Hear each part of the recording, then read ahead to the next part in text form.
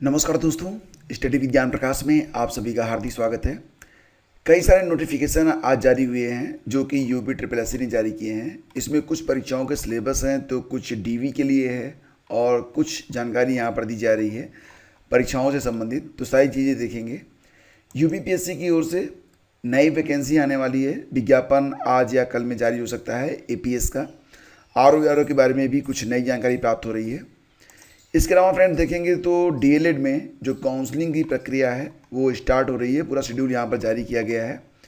UP के स्कूलों में अब पढ़ाई के जो घंटे हैं वो घटा दिए गए हैं, इसके बारे में जानकारी है। और अगर आपके पास एलएमवी लाइट मोटर व्हीकल का अगर लाइसेंस है तो क्या आप 7500 किलोग्राम से कम वज़न का जो कमर्शियल व्हीकल है वो चला पाएंगे, तो इस पर भी एक कवरेज है। तो चलिए शुरू करते हैं। सबसे पहले देखते हैं यूपी ट्रिपल एस सी ने क्या नोटिफिकेशन जारी किया है। अगर आप चेक करेंगे यूपी ट्रिपल एस सी की ऑफिशियल वेबसाइट, तो नोटिस बोर्ड पर 13 तारीख को लगभग 4-5 नोटिस यहाँ पर जारी हुई है। क्रमशः देखते हैं। पहली नोटिस जो है ये किससे संबंधित है, तो आप देख रहे हैं कि विभिन्न विभागों के नियंत्रण के अधीन लेखा परीक्षक के जो कुल 530 पद थे, जिसके लिए जो आवेदन थे 11 जुलाई से लेकर 1 अगस्त तक ऑनलाइन लिए गए थे। तो यहाँ पर इसका जो सिलेबस जारी किया गया है, ठीक है, लेखा परीक्षक के लिए जो सिलेबस जारी कर दिया गया है, तो आप सिलेबस यहाँ पर चेक कर सकते हैं। और सिलेबस में क्या है, तो लेखा परीक्षक और सहायक लेखाकार के सीधी भर्ती के रिक्त पदों पर चयन के लिए लिखित परीक्षा की जो योजना है, तो लिखित परीक्षा एक पाली में होगी। प्रश्नों की कुल संख्या 100 और समय की अवधि रहेगी 2 घंटे। और यहाँ पर जो प्रश्न होंगे वो वस्तुनिष्ठ होंगे, बहुविकल्पी होंगे। प्रत्येक प्रश्न 1 अंक का होगा। लिखित परीक्षा के लिए ऋणात्मक अंक नेगेटिव मार्किंग होगी और ये रहेगा 1/4। तो आप यहाँ पर देख सकते हैं जो पेपर होगा इसमें भाग 1 अंकेक्षण और अंतिम खाता से 10 प्रश्न, निर्धारित कुल अंक 10। लेखांकन के आधारभूत सिद्धांत, प्रारंभिक लेखा पुस्तकों की तैयारी, ह्रास 10 प्रश्न। इसी प्रकार से आप देख सकते हैं। कुल मिला के जो दूसरा भाग होगा वो कंप्यूटर और सूचना प्रौद्योगिकी पर आधारित रहेगा, 15 प्रश्न। और यूपी स्पेशल से कुल 20 प्रश्न होंगे। तो कुल 100 प्रश्न यहाँ पर पूछे जाएंगे। 2 घंटे का पेपर होगा, 100 प्रश्न, 100 अंकों की यह परीक्षा होगी। नेगेटिव मार्किंग रहेगी। डिटेल नीचे दिया गया है, तो इसे आप नोटिफिकेशन में चेक कर सकते हैं।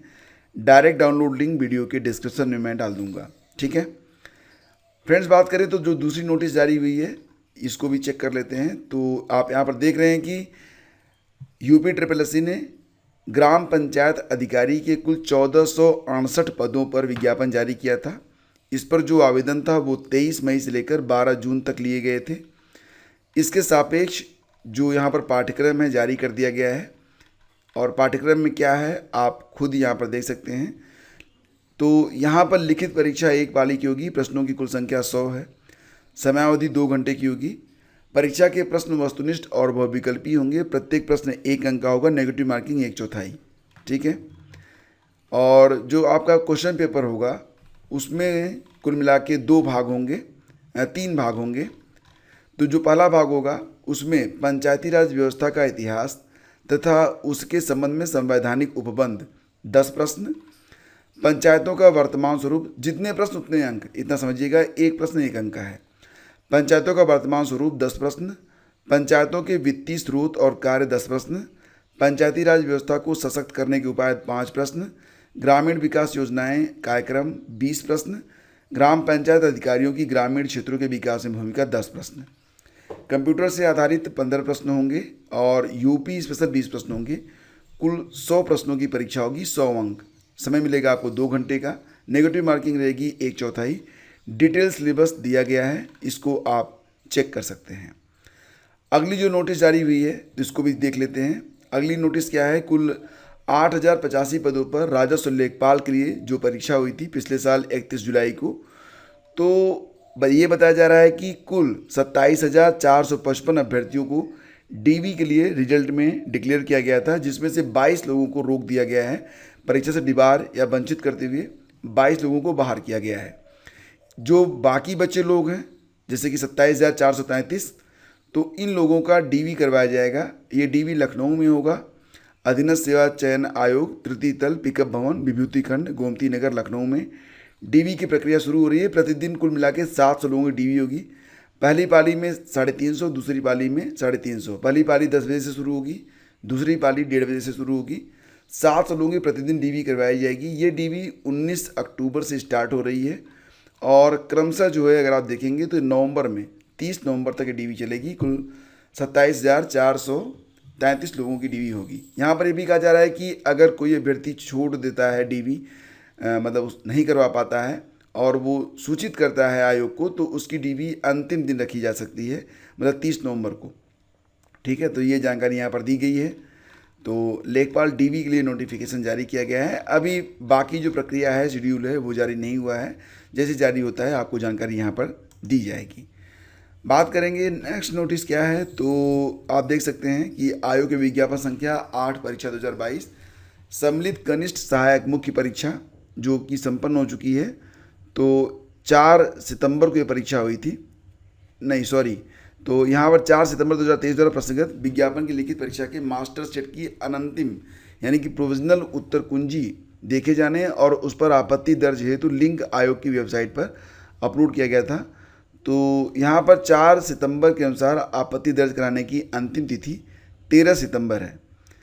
तो यहाँ पर कहा जा रहा है कि आयोग द्वारा पूर्व में निर्गत लिंक में कतिपय तकनीकी बाधाओं के दृष्टिगत दिनांक 27 अगस्त को संपन्न लिखित परीक्षा के मास्टर सेट की अनंतिम उत्तर कुंजी के सापेक्ष आपत्ति दर्ज कराने की अंतिम तिथि दिनांक 18 सितंबर तक विस्तारित करने का निर्णय लिया गया है। तो जो अभ्यर्थी जो है अभी तक 27 अगस्त की परीक्षा में जो ऑब्जेक्शन नहीं कर पाए हैं, वो 18 सितंबर तक अपना जो ऑब्जेक्शन है उसे कर सकते हैं ऑफिशियल वेबसाइट पर जाके। और फ्रेंड्स बात करें तो एपीएस की वैकेंसी ये आने वाली है। अगले 1 से 2 दिनों में इसका विज्ञापन जारी कर दिया जाएगा। आरओ की जो वैकेंसी है ये अक्टूबर में आएगी, यानी कि भी उसको आने में 15-20 दिन का समय है। लेकिन एपीएस की वैकेंसी बिल्कुल रेडी है और अगले 24 से 48 घंटे में, मतलब 2 दिनों तक मैक्सिमम में ये वैकेंसी आ जाएगी। इसमें जो एलिजिबिलिटी होती है वो यही रहती है कि जो अभ्यर्थी होते हैं वो स्नातक होने चाहिए, साथ ही साथ CCC होना चाहिए और शॉर्ट हैंड और टाइपिंग भी आनी चाहिए। टाइपिंग में क्या होता है कि अगर आपको हिंदी की टाइपिंग मस्ट है, इंग्लिश की टाइपिंग भी अगर आपको आती है तो आपको वेटेज भी मिलता है और सैलरी भी ज़्यादा मिलती है। तो ये जानकारी आप लोगों के लिए है। आगे बढ़ते हैं और यहाँ पर आप चेक कर सकते हैं डीएलएड में जो एडमिशन की प्रक्रिया है वो स्टार्ट हो रही है। तो काउंसलिंग के लिए यहाँ पर बताया गया है कि काउंसलिंग कैसे होगी और कब होगी। नोटिफिकेशन जारी कर दिया गया है फेज़ 1 की काउंसलिंग के लिए। तो दोस्तों यहाँ पर ऑफिशियल वेबसाइट है updled.gov.in और 15 सितंबर से 3 अक्टूबर तक ये काउंसलिंग चलेगी। स्टेट रैंक 1 से 20,000 तक 18 सितंबर से 20 सितंबर तक अपना जो है संस्थान भरेंगे। आवंटन इनको किया जाएगा 21 सितंबर को। फिर 21 से लेकर 24 तक रैंक 20,001 से लेकर 80,000 तक संस्थान विकल्प भरेंगे और जो पहले में नहीं शामिल हो पाए थे वो भी इसमें आएंगे। फिर 26 सितंबर से 29 सितंबर तक 80,001 से 1,50,000 तक और 30 सितंबर से लेकर 5 अक्टूबर तक 1,50,000 से लेकर 2,40,000 तक। ठीक है, तो इनका जो रिजल्ट आएगा 6 अक्टूबर को आएगा। बताया जा रहा है कि 25 सितंबर 2023 से 15 अक्टूबर तक प्रवेश लेने की अंतिम तिथि बताई गई है।